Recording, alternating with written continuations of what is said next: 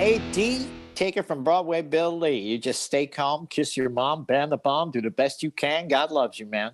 Our studios at KTU at the time were directly across the river from the World Trade Center.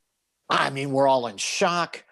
But the very first reaction I had, I am hopping in my Jeep and I'm going in. Stars, cars, guitars. Right, I'm really, oh my goodness, look at this. We've both turned up, Broadway Bill Lee and me, we've both turned up at the ball in the same frock. We've got the same specs on. How about that? Oh. Must be same mindset, you know? Yeah. All right, I'll take mine off too. No, don't worry, I've got another pair. Love it. So, Bill, thank you very much for joining us. Before we go any further, let's see a little bit of you in action. CBS FM is Broadway Bill doing what you've come to expect. Friday free ride is in full effect. You know, the window shattering, speaker rattling, no commercial prattling all the way home. You got 3 in the front, 3 in the back, and I like it like that. Till the whole car starts to stink, stunk. Wowza.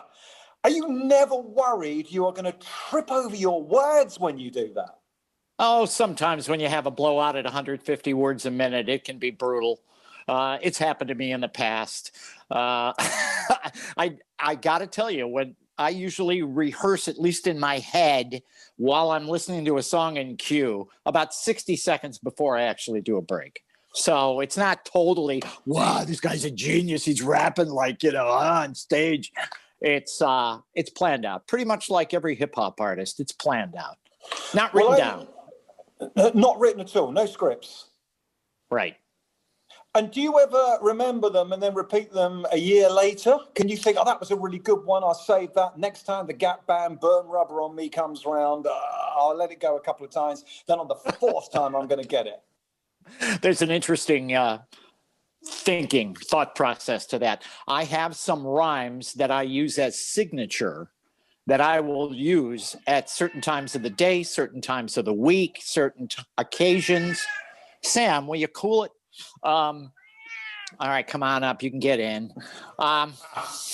What a ham. I don't know where he gets it.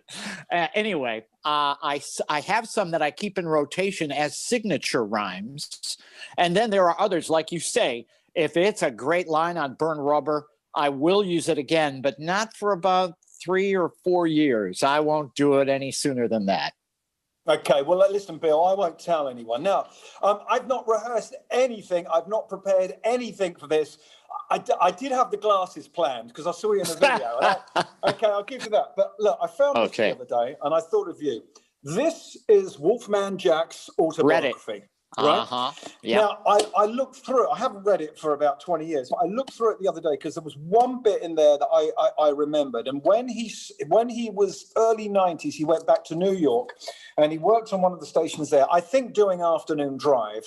And I'm sure it's in this book, he tells the story. The driver would pick him up.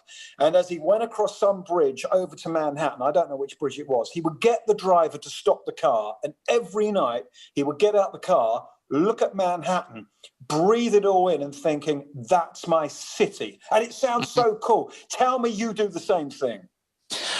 Not right now because we're in pandemic and I'm working from home. But I have to be honest, at different radio stations I worked at in New York, I've had different ways of doing that, but the same experience. When I worked at KTU, we were actually in Jersey, right across the river from the World Trade Center. And I could look right out the window at it and all at downtown Manhattan. And it was just beautiful. You could see the traffic moving on the Hudson. And it was just, I mean, that's the kind of thing that psychs you out when you're on the air. At CBS, we started out, when I started working at CBS FM, I worked right there at Times Square, and we were 42 stories up. And all you could see out the studio window was the lights of Times Square. So it was here again. I'm talking into the microphone, I'm looking at it, and I'm going, whoa, baby. Like the Wolfman, you know? And he worked at WNBC doing nighttime. And believe it or not, he actually used to pop in and do weekends at CBS FM, where I work now. Yeah. And there's still a long history of great DJs at CBS FM. And I'd like to think it's part of a line that we all, are in. And it's a great thing to have followed Wolfman, Cousin Brucey, Dan Ingram, and a lot of these guys who were icons in New York radio, to be able to follow them in the same path that I'm in now. Well, that is so cool. We'd love to hear more of you. And I remember when, the internet first exploded, we could hear those guys, Harry Harrison and that, every day. And then CBS and a lot of other radio stations blocked the signal. So now we have to live on a little bit of YouTube and you on social media. Well, you could get a VPN and tap into a New York address and still hear me, but you didn't hear me say that. In all honesty, a lot of people in Europe, I can't tell you the number of people in Europe that do that. They just call in with requests or type me something on Instant Messenger, and I get it. It's great. I'm doing requests for Ireland. It's unbelievable. Now, I love, like you, personality radio. I think there is a real skill and an art to being a disc jockey. A disc jockey, I guess they're a disc jockey because they ride the music. You've called it surfing the music. Is that a better analogy for you? Absolutely, because it's all about levels. It's all about, I want to be in the music, not on top of it. And there's a reason for that. When a person is listening to their favorite song on the radio, let's say they're driving down 86th Avenue, cruising in Brooklyn, and I mean, the whole carload of kids is loaded, and they're just got it cranked up. As soon as the disc jockey comes on, if the disc jockey is louder than their favorite song, it's offensive to hear. It's awful to hear. It's terrible. Big voice comes in louder than my favorite rock and roll guitar. That's awful. So what I want to do is always be there, be present, be able to be heard and understood, but just like I'm the lead singer of the song, about that level, right there at that level. So it really is like a surfer inside the curl of a wave. And that's the way I think of it. That's the way I listen to it. And that's the way I try to have it come out of the speakers. Hang on a minute. I just got to make a note. Must turn my microphone down. Too loud. Well, it depends too. I mean, have you got a loud rock and roll song you're introducing? That's when it matters. If you have a soft, quiet song, I'm not going to be yelling, and I'm only still going to be as loud as the lead singer. Won't you please join me in this ballad? That kind of thing. So it's a matter of personal control as well as technical control on the board as well. It's Oh Wow Wednesday. Oh, wow, that is great. On CBS FM. Yeah, it's Broadway Bill Lee, running those jaws, not necessarily for a righteous cause or even your applause. Just thinking about being down under in the land of Oz, where right about now, it's turning from spring to sweet summertime, where a young man's mind turns to thoughts of the birds and the bees, and well, I'll have some rock and roll, please. And these boys from Melbourne sure learned how to pop that nookie. And for Jet, the question is still looking. Are you gonna be my girl? 1, 2, 3, take my hand and come with me because you look so fine that I really want to make you mine. When you were growing up in Cleveland, when I lived in America myself for a year, every American I met wanted to ask me about two things. One was, did I know the guys from Top Gear, Jeremy Clarkson and co? and the other was, had I ever met a Beatle? Because every American I'd ever met had watched the Beatles on Ed Sullivan in February 1964. Now, someone must have been watching the other side. What did you have, 3 channels? I know a lot of people were watching the Beatles, but someone must have been watching the other side, but they're never going to admit it, are they? I don't think anybody was watching the other side, and I'll tell you why, because it was the baby boom generation. So we were the largest segment of the population. And maybe our parents did control the television when we were young, but we prevailed that night. And I would think a good 3/4 to maybe 80% of all televisions in America were tuned to that show that night. How old were you in February 64?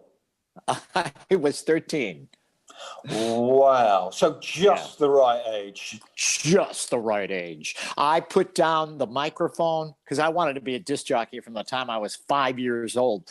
And I had a little Remco, it made it out to the sidewalk with my broadcast. But as soon as the Beatles came on, I put down the microphone and picked up a guitar like every other kid my age. That's all I thought about. And growing up in Cleveland, we all thought about that, everybody. And Cleveland was very interesting because it was a good combination of Motown, soul, and British rock. We grew up and put that all together, and that's what was happening in Cleveland while I was a teenager. It was British invasion and Motown soul from Detroit. And that's the way the music was. That's the kind of the way we had a funk kind of bottom to our rock and roll in Cleveland, and we all grew up that way. Yeah. Do you remember? I mean, obviously you remember the Beatles on Ed Sullivan. Sure. But do you remember the next day at school on the Monday? Absolutely. What was it like? The Monday was exciting. That's all we were talking about. But by Friday, I went to a Catholic school. We had Sister Mary at Our Lady of Great Agony, and we put on a little show after lunch every Friday. Some kids would get up and recite poetry. Some kids would, do other talents. 4 of us got up and did a Beatles song. And we were terrible. I mean, we just picked up the guitar 3 days ago, so we were awful. But we did I Want to Hold Your Hand, I think. And oh, wow. So that was the Friday after that Sunday. We were already performing. And you're in Cleveland. So I suppose New York's 400 or 500 miles down the road, but that way. And then the other way, Detroit. So you just got your antenna on your radio when you were a teenager, pointed it in the other direction, and you picked up, did you hear the Detroit stations? Because, I mean, hearing Motown in the 60s on American radio must have been fantastic, but hearing it from Detroit, could you get Detroit from where you lived? CKLW, the Big 8 in the Motor City. The Motor City murder meters are up, and so is your attitude. I mean, it was just killer. Had a 50,000 clear channel watt signal that boomed actually from Canada, from Windsor, Ontario, which was right across the river from Detroit. And it was a Detroit local station, and it boomed into Cleveland like a local station across Lake Erie. And man, that's all we cared about. It was great. The radio station had great compression. It was louder than anything else on the dial, and it pumped Motown, just pumped it. And were you just going up and down the dial night in, night out, discovering new channels and new shows and new DJs? That, in all honesty, didn't happen until I got to college and got so dejected at all the different majors my parents wanted me to try. My father wanted me to be a dentist. I figured it'd probably be good if I got into business administration. I spent a couple of years just knocking around in college, did not feel passionate about anything. So then I just decided, why don't I do what I always wanted to do? Because the rock and roll bands I were in kept breaking up. As one guy wanted to just do a blues band, another guy just wanted to do trance and psychedelia, and nobody could keep it together. So I just decided, why don't you just do what you always wanted to do and be a disc jockey? That's when it happened. I was probably 20, 21 years old when I started DXing like crazy. That's what we call bringing in out of town stations. And so with the AM signals back then, I would pull in WLS and WCFL from Chicago. I would listen to WABC in New York. Once in a while, I can even pick up some stations from Memphis. Great. There was a disc jockey in Memphis called Jonna, and Jonna sounded a lot like Wolfman, and Jonna would be talking that shit all night. And I found out he was a white dude, and it blew my mind. I didn't know you were allowed to do that, impersonate an African American on the radio, even back then in the 70s. But that's when I started to listen to a lot of disc jockeys. And as soon as I actually got my first job in radio, and then got my second job in radio, I actually became the program director. And I used to get this record once a month called Programmer's Digest. And it had all the news going on in broadcasting, mostly top 40 broadcasting. And it would come with a record, a 12-inch album that had air checks and jingle packages and all this. I would invite my whole staff over on Friday night. And, you know, we'd order food and we'd listen to that thing all night long drinking. And it would be air checks of different disc jockeys, and we'd all get influenced. We'd all allow ourselves to be influenced. We'd call each other up and go, hey, listen to my next break. And he'd be stealing a line from somebody's air check, but he executed it perfectly. So that's all that mattered, you know. And we all got influenced. And in all honesty, just about I believe this is universal. Every air performer, everyone that presents on the radio is a combination pretty much of everybody they ever liked, everybody they ever tried to emulate. They weren't trying to emulate them. I was personally trying to copy them.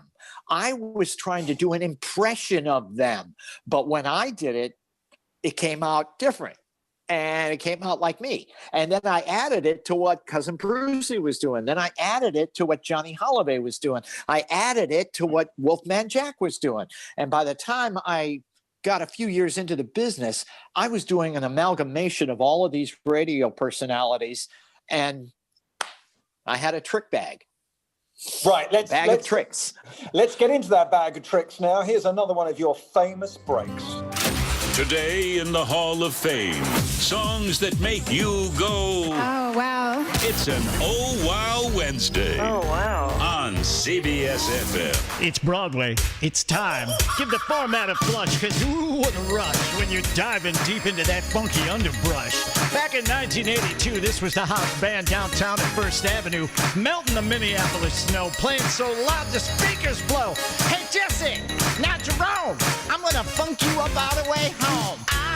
Yes.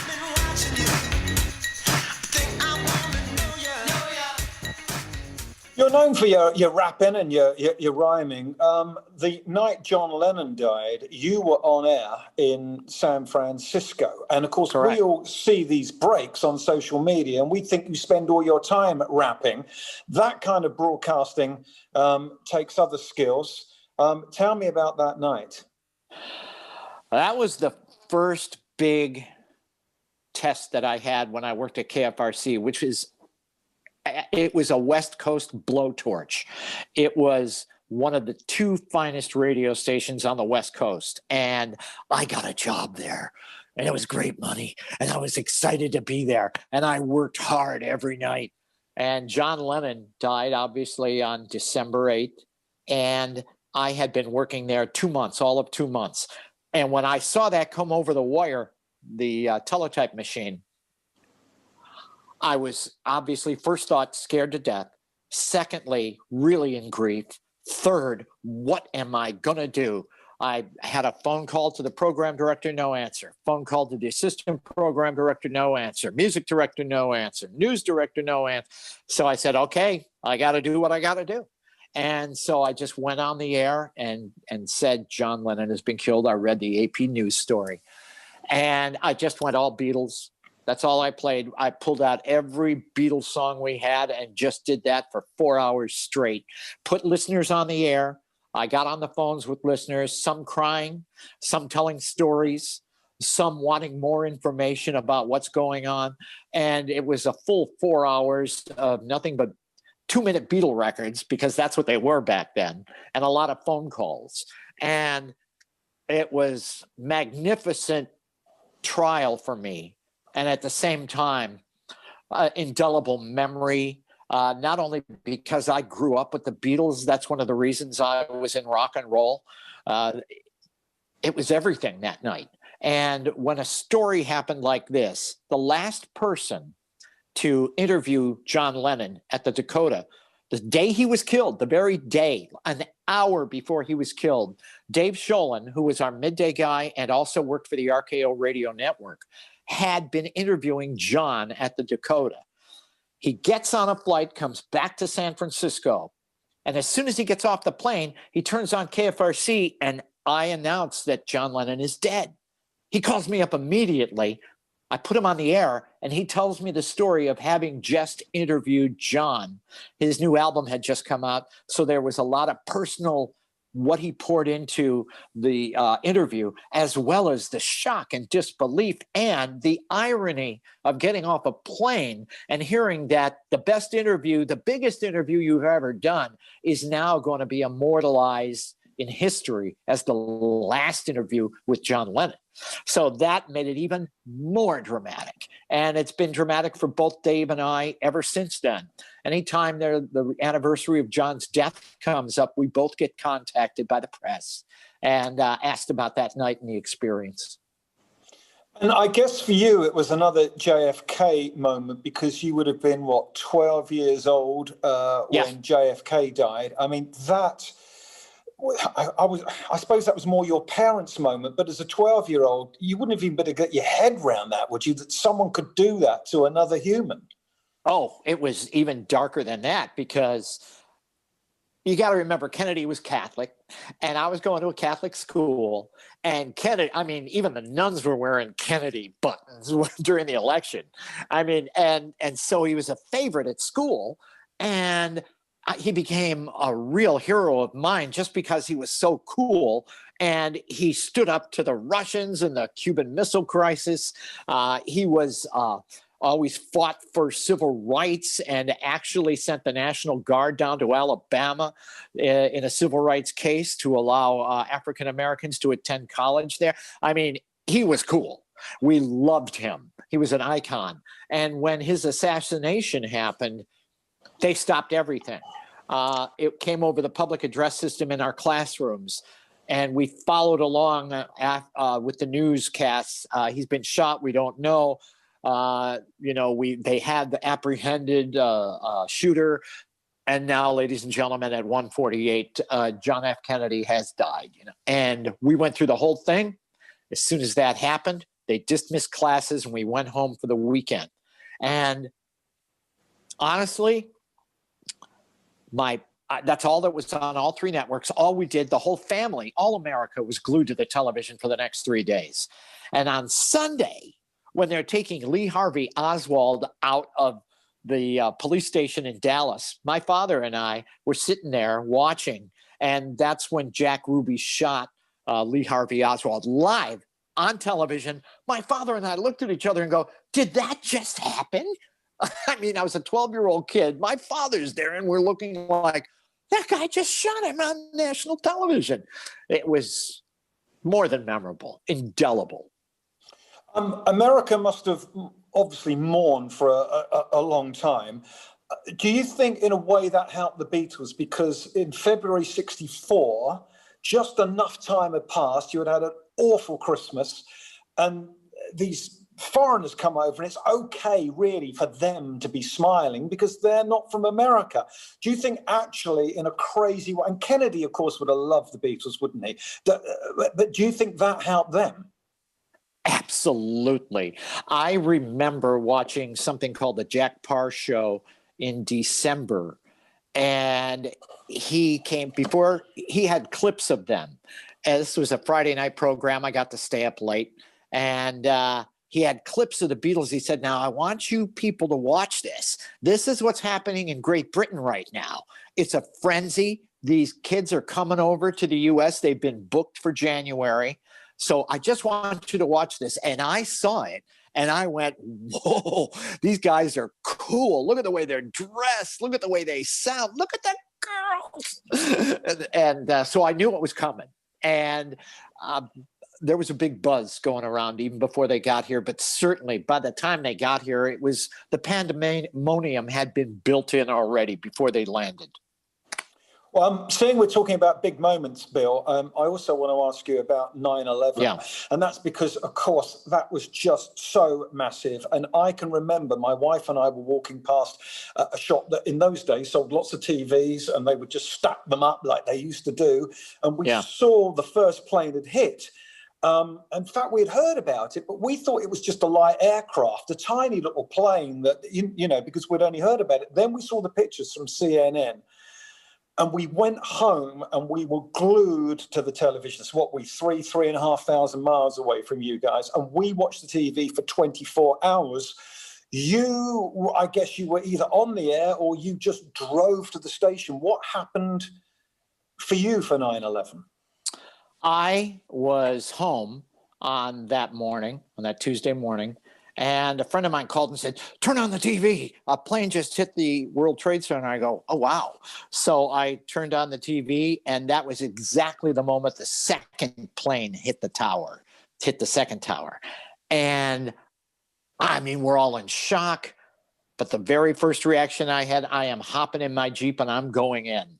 I am going in. I want to be there. I want to see, because our studios at KTU at the time were, like I say, directly across the river from the World Trade Center. And I mean, those towers were so much more imposing than the tower they have there now. They looked from across the street like you were right in front of it, from across the river. It looked like it was across the street and not across the river. And when the towers started coming down, by the time I got there, it was difficult to get to work. Police had closed off all the streets. Nobody was allowed to get through, but I had a press pass, and I knew a couple of the cops, and they let me through, and I got to the radio station. When I got there, everybody was gone except the producer for the morning show and the engineer, the board operator for the morning show. And they were just simulcasting a television station's constant news coverage. And I said, we got to take advantage of this, only to the point where let the listeners call in and tell us what's going on, because one way or another, something like that is going to have a domino effect all around the listening area, not only with people you're worried about, but places you can't get to, children you can't pick up from school, people who are trapped. It was like more than just what was happening. It was a million different sub-stories going on at that time, and I knew that. So I got on the air, and I said, okay, here's the format. For 15 minutes, 1/4 hour, the first 1/4 hour of every hour, we're going to go on, take live calls, give updates of information coming into us. I had the producer actually feeding me information from different organizations, clubs, police departments, municipalities that were, making laws and changing things immediately on the fly. And then taking phone calls from people who had a plethora of problems that occurred because of this. And then there were some phone calls from people who are deathly afraid that their loved one died. And I got to tell you, when those towers actually crumbled, there were people out in front of the radio station on their knees, crying and praying, watching it come down, because the radios, like I said, we were right across the river, and they were on their knees, World Trade Center's coming down, and they're crying, their hands in the air. And that's an indelible sight, again, that you can't get out. It's just the kind of thing you go, wow, what's happened to the world? And, I'm here. I'm right here, right now, trying to stay present. And a lot going on that day. And here again, aside from John Lennon dying, that was probably the most monumental moment in my broadcast career. What is it about guys like you and I that the radio station becomes a magnet on a day like that? When Diana died, it was a Sunday. I wasn't working. I drove to the radio station and I went on air, and I opened up the phone lines. The program director put me on air and we opened up the phone lines. What makes us want to get behind a microphone? What is it in our psyche? I'm very sure it's excessive fandom. We're media superactives at heart. We've been superactives from the time we were children. We soaked up everything coming out of the television, everything coming out of the radio, everything coming out of the record player. We soaked it up like a sponge. And when the opportunity arises, we're ready to unleash it back out, let it go back out. I know what this is all about. I was watching television when Kennedy died. I know how to handle this. And I'm going to get in there and handle this. And that's what it is about guys like us. We know exactly what to do instinctively because we've always been media superactives and we've watched it, how it's done on other occasions in our life. A couple of years after 9/11, Bill, I'm with my family on holiday. We are in Central Park. My son wants, from the Central Park Zoo, he wanted a little key ring of a polar bear. I go to buy the polar bear. The guy says, my cash register's not working. Go and ask them. We ask them, their cash register's not working. We look over to where the Woolman Rink is, and we see that the funfair rides, the big Ferris wheel, has stopped. And then it seems 2 minutes later, people are pouring into Central Park as we're trying to get out. It's the big power outage. And I'm there with my wife and 3 small children. And there are people with transistor radios. It was like the Kennedy thing in a way, where people were just going over to yellow cabs and listening to the radio thinking, what the hell has happened? And I was frightened because I thought, this is another terrorist attack. Where were you? I guess 2003. Where were you the day of the power outage? I was on the air and the power went out. I was on the air and the power went out, and it's kind of amazing, but even though it was daylight when it started, the inside the hallways was deathly dark, and it got dark pretty quickly because I think it was about 3 p.m. in the afternoon when that happened. And fortunately, we did have a backup generator, and we did have a backup transmitter site in Jersey that we were able to use. But here again, phone calls pouring in as soon as I could get it back on the air. I don't think my signal was as strong as it had been because it was just a backup transmitter in Jersey. So we were able to get through it. But here again, same thing. We treated it just like 9/11. We treated it just like an important major event. And I and everybody else in New York was feeling the exact same thing you were. Is this it? Are we at war now? Is this attack number 2? You know? Yeah, because we were hearing on the radio, some of Canada's out, all of Detroit's out. Oh, you know, this went on for miles and miles and miles. People stuck in the subway, people, you know, walking out of subway stations, getting off of trains that had just stopped. I mean, it was everything. And it just came to me. Now, you've been quoted as saying that the DJ is all but gone, which is tragic, but I guess the writing's been on the wall for the last few years. Do you want to tell us a little bit about that? Yeah, you know, the DJ in and of itself is kind of fading away because now it's the multimedia platform star. When I got into the business, every program director, every mentor I ever had said, no talking on the phone unless it's necessary. You're doing a contest. Don't be distracted. Concentrate on what you're doing. Concentrate on how the mix is. Concentrate on how your voice is. Concentrate on what you're going to begin, middle, and end with. Concentrate on all of that and don't get distracted. And there were program directors back in those days in the 1970s who would actually fine disc jockeys for not being prepared, for sounding ill-prepared on the radio.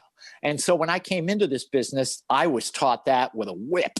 And now we're personalities who are on our phones texting back and forth.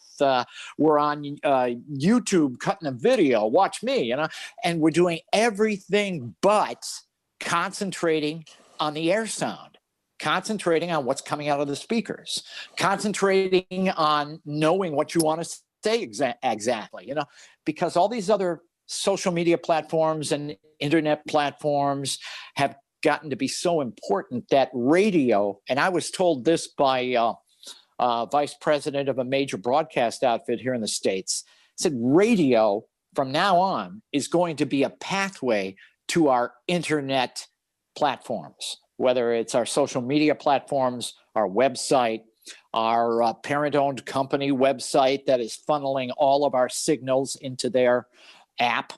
The radio station in and of itself, I mean, we can mourn the loss of the disc jockey, but really what you're mourning is the loss of the radio station being the destination for the listener, because now it's only a part of the destination. Now the radio actually is moving you toward other platforms.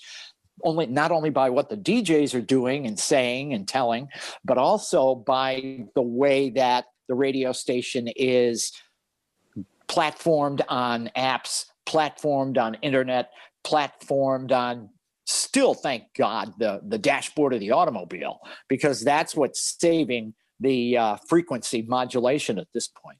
A lot of us now, we get in our car. Maybe we wouldn't if we had you on our radio here in the UK. I mean, I wouldn't. I'd be listening to you every day. We get in our car. The first thing we do is we plug our iPhone into the car, and then on our dash we get Spotify, and we've already picked a fabulous playlist. The days of sticking a cassette in and after 45 minutes you turn it over and 4 or 5 plays, it's driving you crazy. That's all gone. So that really has got to be that is a real danger sign for guys like you and I.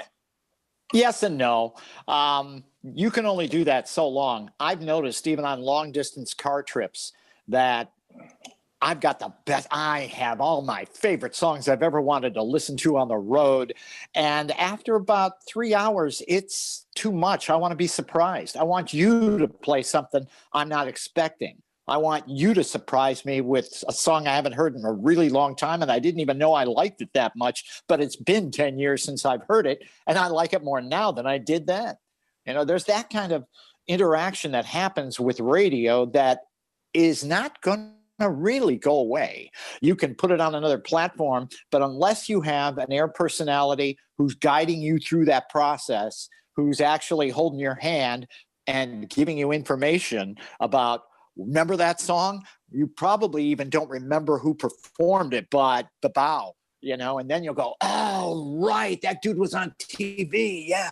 You know, and these are the things that I think are going to keep at least this form of media relevant for a long time. Even if you're in an AI automobile and you're not even driving and you don't need to just listen, you can watch, you can go to sleep, you can do whatever you want. You know, as soon as the automobiles start driving themselves, then we're going to have a real lowering of radio.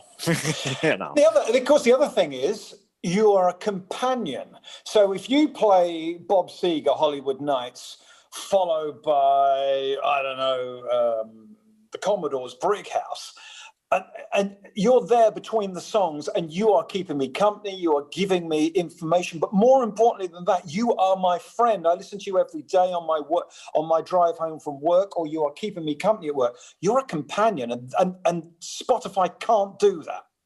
Not only, sometimes I'm singing with the songs.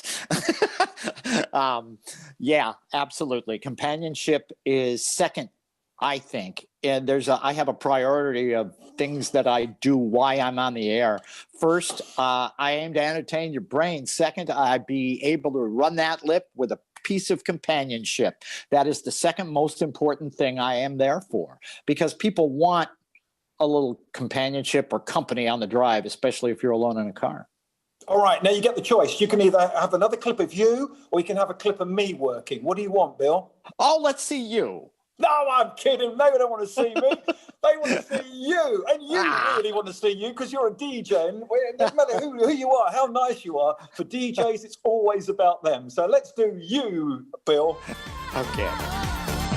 CBSFM, it's Broadway, workingthisradio.com station. Aside from the inauguration, it's National Disc Jockey Day. Celebrating those of us who gave you that Milli Vanilli CD up in the attic, music with no static, the t-shirt you used to polish your car, and the bumper sticker you haven't been able to scrape off so far. All those promotions and schemes, even living through shattered dreams. But it's gonna be okay. So much for your promises. Wow, that is so cool. Broadway Bill Lee. that is your home setup now, we see there.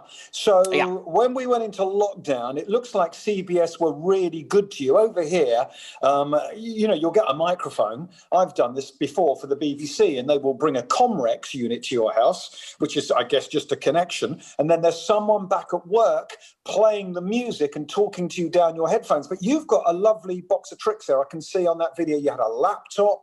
It looked like you've got a mini mixer with, you can see you pressing effects there. And then you've got a little white box of tricks on the side. So what did CBS send you?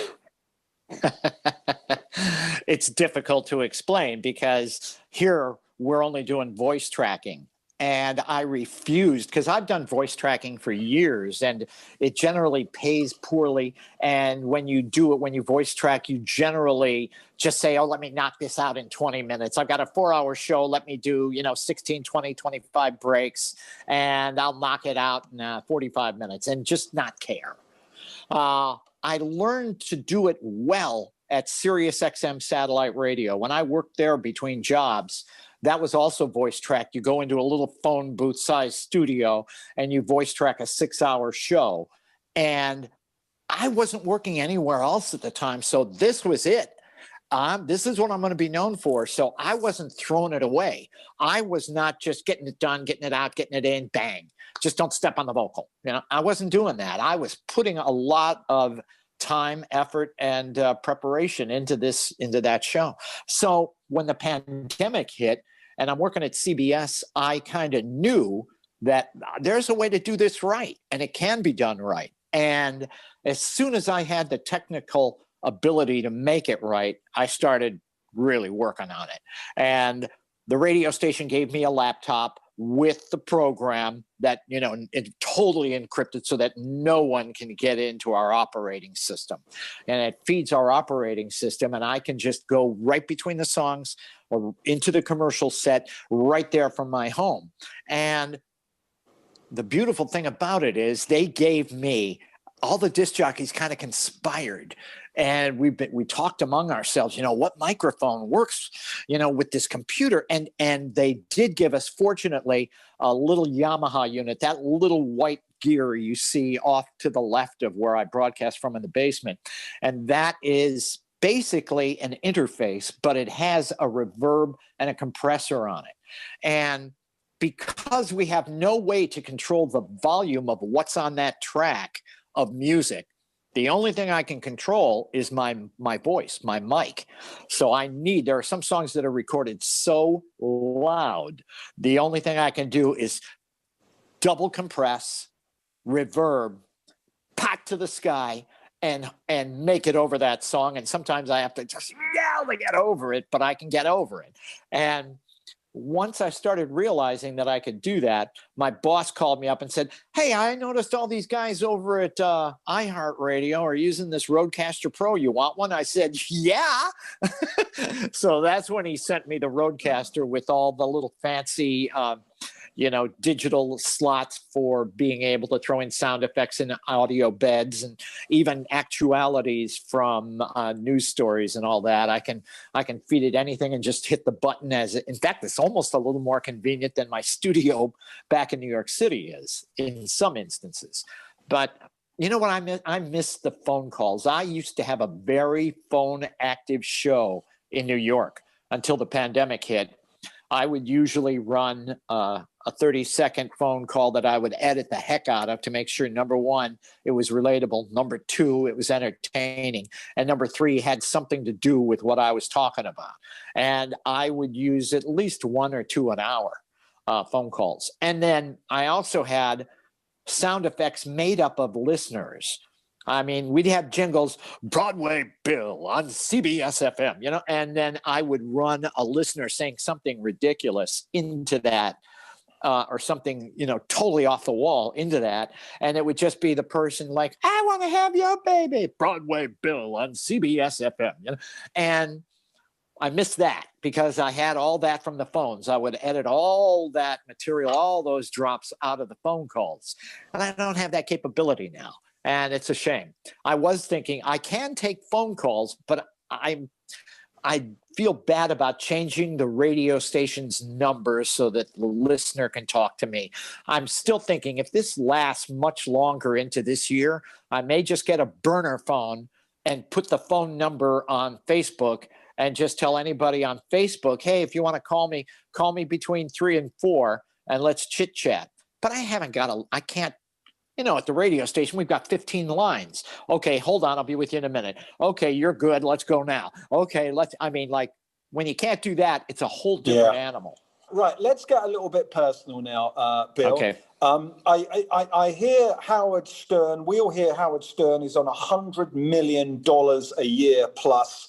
And that is amazing and good for him. He's incredible. So let me, because these are the things I wonder about. Can you work in Manhattan on your wages? Can you afford to live in Manhattan? No. Heavens, no. In fact, very few people who work in Manhattan can afford to live in Manhattan unless you're in very close quarters, have roommates, or make an exceptional amount of money with no family to, have to pay for. So, I lived in Manhattan for, about 5 years. My wife and I lived there, and we had our first daughter there. And we had a fabulous place, the kind of place where you have the doorman, you have the taxi cabs out front always waiting. And it was just a wonderful time, but it had its place. As soon as the kids started coming, you can't schlep kids around Manhattan. It's just not a good thing. You want more space, you need a different place. But as far as affording Manhattan, it's really crazy now. It's almost unheard of. A lot of the people who work in our promotions department and some of the new DJs who just got to New York live in Manhattan because that's their time, and when you first get there, you definitely want to live there so you learn it. But I've been very fortunate because I've been in New York twice now. I worked at Hot 97. It was originally called Hot 103. We changed frequencies to 97. I worked there from 1986 to 1991. And then I went to San Francisco and worked at KMEL. Then I came back in 1996 to work at KTU. And when I came back, they treated me like a star. They had a limo for every gig I did on Friday and Saturday night. And I would watch the limo drivers and see where they were going and ask them to take me through different neighborhoods. And the thing about New York, just like London, actually, it's a lot of little neighborhoods. It was never really a melting pot so much as a lot of little neighborhoods that get along with different cultures and different neighborhoods. And I love that about New York. But I didn't learn that until 1996, a good 10 years after I started working in New York. Bill, listen, it's been a real treat to speak to you. I'm so glad that you've gone viral with these breaks. You are keeping the art of the disc jockey alive, and you do it better than anyone I've ever seen before. Thank you so much for doing this with us. Oh, AD, take it from Broadway Bill Lee. You just stay calm, kiss your mom, ban the bomb, do the best you can. God loves you, man. Stars, Cars, Guitars was produced by Tom Stroud.